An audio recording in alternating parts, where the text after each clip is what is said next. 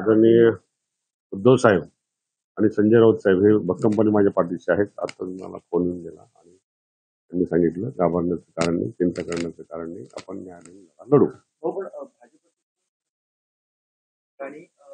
पण ते नावं डिक्लेअर झाले नाही, त्यांची नावं घेऊन त्यांना कुठं मोठं करत बसेल.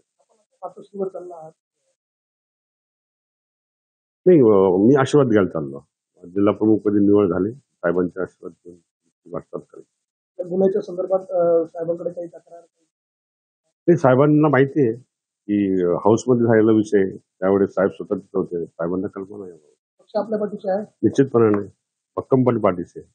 आदरणीय उद्धव साहेब आणि राऊत साहेब सातत्याने विचारणा करतात. नाशिकबद्दल त्यांना प्रेम आहे. नाशिक बाबतीत जे घडलेलं आहे ते सर्व मोडून काढून एक शिवसेनेचा भगवा इथं फडकायचा.